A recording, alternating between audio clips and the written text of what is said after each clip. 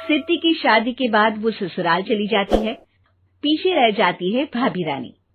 सिद्धि के ससुराल जाते ही भाभी कहती है, अरे वाह जी वाह, सारे कपड़े मेरे। हाय रे पैंट, अरे वाह वाह, मजा आ जाएगा। अरे ये सिद्धि की अलमारी के सामने खड़े होकर क्या बड़बड़ा रही है? जाकर देख मेहमानों को विदाई की मिठाई मिली कि नहीं। अब हाँ माँ जी, क्यों नहीं, लेकिन पहले कपड़े तो बदल लूं।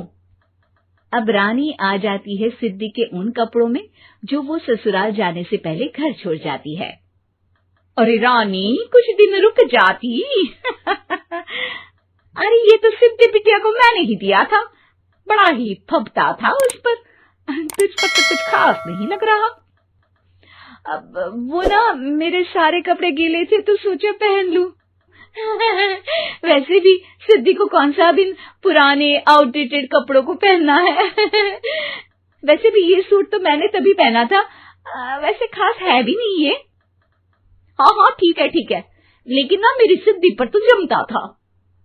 सारे मेहमान चले जाते हैं और सिद्धि ससुराल से मायके पहली बार आती है। अपना घर, अपना कमरा, अपनी अलमारी। ये बोलकर जैसे ही सिद्धि अलमारी खोलती है तो सामने उसके कपड़ों की जगह कुछ और ही रखा होता है। माँ, जरा कमरे में तो आना।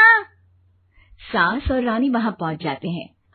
रानी ने पहनी होती है सिद्धि की जींस और टी शर्ट। अरे भाभी, ये क्या? ये तो मेरी बड़ी ही महंगी टी शर्ट है, इसे आपने घर में क्यों पहनी है? अरे बहुत मिलती है दीदी ये चौक की मार्केट में, 150 में। ओ भाभी प्लीज, ये एरोपोस्टल है, 2000 की एक टी शर्ट। ओहो, 2000 में तो दीदी 4 साड़ी आ जाए। अब क्या बोलूं? भाभी, ये मेरी अलमारी में छोटू के कपड़े, तो मेरे कपड़े कहाँ हैं? मेरी अलमारी में? अब दीदी आपको कौन से पुराने कपड़े पहनने थे?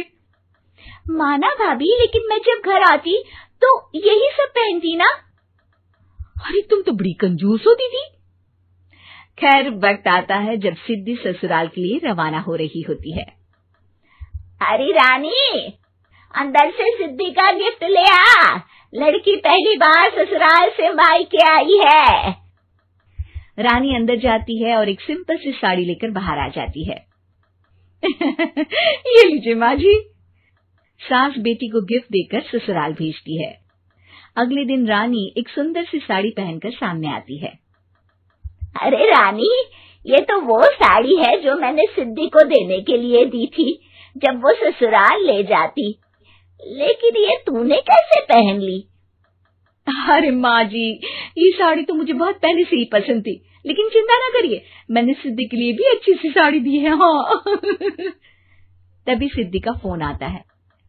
क्या माँ, कुछ अच्छा तो दिया होता ससुराल ले जाने के लिए। अरे पहले दिखा दिया होता।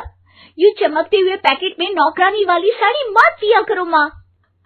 अरे बेटे, वो तेरी भाभी ने ना गलती से उससे पैकेट बदल गया। हाँ, मैं कल ही तेरे भाई के हाथ से तेरा वाला पैकेट भेज दूंगी। अरे रहने दो माँ, आई एम श्योर भाभी ने अभी वही साड़ी पहनी होगी जो तुमने मेरे लिए रखी थी। तुम तो समझ नहीं पाई उनको। खैर छोड़ो, मैं ज्यादा बोलती अच्छी नहीं लगती, रहने दो, आपको उन्हीं के साथ रहना है, फिर बात करेंगे। सास को रानी पर गुस्सा आ जाता है। वो उसके कमरे में जाती है जहाँ वो शादी का एल्बम देख रही होती है। रानी, मार्केट जाकर एक ऐसी ही साड़ी लेकर आ, कल प्रतीक जाकर सिद्धि के घर दे आएगा। अरे क्यों माँ जी, कितनी साड़ी देनी है दीदी को? यहाँ कोई सेल लगी है क्या? अरे चुप कर, मेरे बेटी के हिस्से की साड़ी खुद पहन ली, अब ज्यादा ज्ञान बांट रही है। एक दिन सिद्धि का फोन आता है। माँ, मेरी सास ने आप सबको खाने पर बुलाया है। सारे लोग सिद्धि के ससुराल पहुँचते हैं। खाना खाकर वो लोग निकल रहे होते हैं कि सिद्धि की सास सभी को गिफ्ट देती है। अरे बहन जी, बेटी के घर का खाना खा लिया, यही बहुत है जो आप ऊपर से गिफ्ट भी दे रही है। अरे बहन जी, आप भी कहाँ इन बातों पर विश्वास कर रही हैं। सास सभी को गिफ्ट देती है, लेकिन रानी को जो साड़ी देती है वो अजीब सी हरे रंग की लाल रंग के बड़ी छाप वाली होती है। अरे छी, ये कौन पहनेगा? सासू माँ को तो जरी वाली इतनी सुंदर, और मेरे लिए ये नौकरानी वाली। अरे भाभी, दरअसल मैं जब भी घर आती थी आप वापसी में ऐसी ही साड़ी देती थी ना, तो माँ ने सोचा कि आपको आपकी पसंद की ही साड़ी क्यों ना दी जाए। बेचारी रानी, बोलती भी तो क्या। सिद्धि और सास रानी का चेहरा देखकर हंसने लगती है, तो रानी समझ जाती है कि अपने ही बिछाए जाल में वो फंस चुकी है।